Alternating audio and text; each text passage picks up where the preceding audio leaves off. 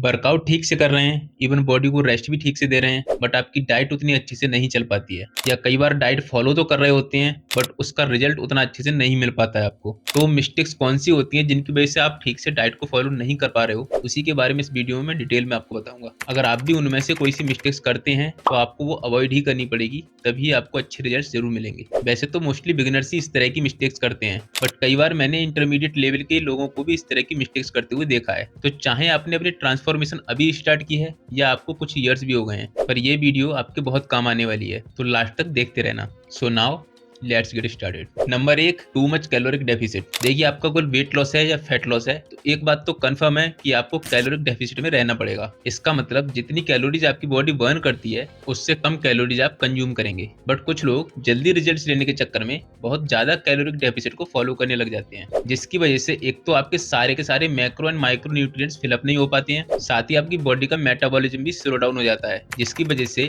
आप कम calories consume करके भी वेट गेन करने लग जाते हैं, और जो कि मोस्टली फैटी होता है। तो सही अप्रोच यही है कि आप स्टार्टिंग में 100-200 कैलोरीज से स्टार्ट कीजिए डेफिसिट करना, और उसको धीरे धीरे करके ओवर द टाइम बढ़ा करके आप 400 से 500 कैलोरीज तक कर सकते हैं। बट उससे ज्यादा कैलोरिक डेफिसिट करना आपके लिए उतना सही नहीं रहेगा। तो राइट अप्रोच यही है कि आप लिमिट में रहते हुए ही कैलोरी डेफिसिट फॉलो करें। Point number 2, sleeping late night. अगर आप भी देर रात तक जागते रहते हैं तो आपको जरूरत है अपना स्लीप साइकिल फिक्स करने की। देखिए, देर रात तक जागने से आपकी रिकवरी भी अफेक्ट होती है, और साथ ही आपके डाइजेस्टिव सिस्टम पर भी बुरा असर पड़ता है, स्पेशली आपके लीवर पर। और साथ ही जब आप देर रात तक जागते हैं तो कुछ ना कुछ आप खाने लग जाते हैं, जो कि मोस्टली कोई फास्ट फूड या कोई पैकेज फूड ही होता है, और ये चीजें तो वैसे भी आपकी हेल्थ के लिए बिल्कुल बेकार हैं। आई नो कि आप में से कुछ लोगों की मजबूरी होगी रात में जागना, हो सकता है आप नाइट शिफ्ट में जॉब करते हो सकता है आपका अपना कुछ वर्क रहता हो करने के लिए, तो हर चीज का कोई ना कोई सॉल्यूशन होता है जो कि ढूंढना पड़ेगा। तो अगर आपको रात में जागना भी पड़ रहा है और आपको कुछ खाना ही है तो कुछ हेल्दी खा लीजिए, और इन जंक फूड या पैकेज फूड से दूर ही रहें। इसके अलावा आपको ये भी ध्यान रखना है कि आप खाने के तुरंत बाद बैठ या लेट ना जाएं,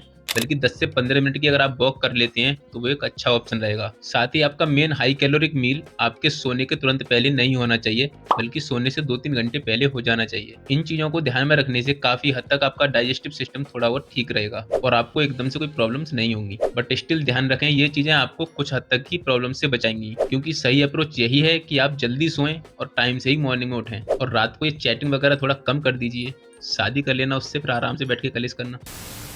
अब ये पॉइंट कनेक्ट होता है हमारे नेक्स्ट पॉइंट से, विच इज स्किपिंग ब्रेकफास्ट। जब आप देर रात तक जागते हैं तो आप मॉर्निंग में भी टाइम से नहीं उठ पाते हैं, और ऐसे में कई बार आपका ब्रेकफास्ट मिस हो जाता है। और ब्रेकफास्ट आपकी दिन की सबसे इंपॉर्टेंट मील होती है, क्योंकि रात भर आप भूखे रहते हैं, क्योंकि जिस टाइम आप सो रहे होते हैं उस वक्त आप कोई भी कैलोरीज कंज्यूम नहीं करते हैं, और आपकी बॉडी को अब जरूरत होती है न्यूट्रिएंट्स की। और इसीलिए ये रिकमेंड किया जाता है कि आपके ब्रेकफास्ट में सारे macro and micro nutrients balanced होने चाहिए। तो इस चीज का भी ध्यान रखें कि आपका ब्रेकफास्ट मिस ना हो। Now talking about point number 4, drinking too little water. अगर आप पानी बहुत ही कम पीते हैं तो ये भी एक गलत अप्रोच है। आपकी बॉडी में न्यूट्रिएंट्स के ट्रेवल के लिए, उनके एब्जॉर्प्शन के लिए, इवन आपके इंटरनल ऑर्गन्स के प्रॉपर्ली वर्क करने के लिए पानी की बहुत जरूरत होती है, और अगर आप पानी ही कम पी रहे हैं तो इन चीजों पर अफेक्ट जरूर पड़ेगा। साथ ही पानी कम पीने से भी आपका मेटाबॉलिज्म स्लो हो जाता है, which is connecting two point number 1, जहां आपका मेटाबॉलिज्म स्लो हो रहा था बहुत ज्यादा कैलोरिक डेफिसिट क्रिएट करने से। तो वजह चाहे कोई भी हो, अगर आपका मेटाबॉलिज्म स्लो हो रहा है तो आप अननेसेसरीली वेट गेन करने लग जाएंगे। तो अपनी बॉडी की रिक्वायरमेंट के अकॉर्डिंग पानी जरूर कंज्यूम करें। इसके बाद पॉइंट नंबर 5 आता है सेटिंग अनरियलिस्टिक गोल्स। अगर आप किसी सो कॉल्ड फिटनेस इन्फ्लुएंसर या किसी सेलिब्रिटी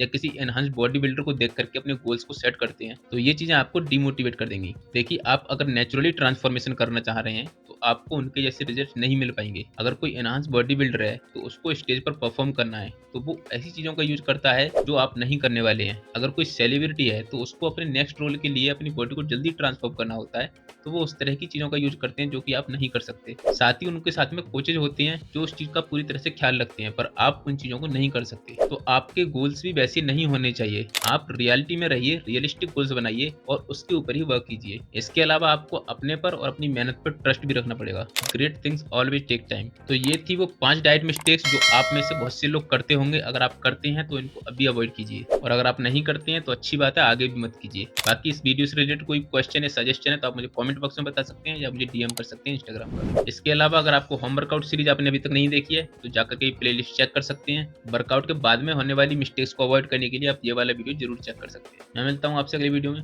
जय हिंद।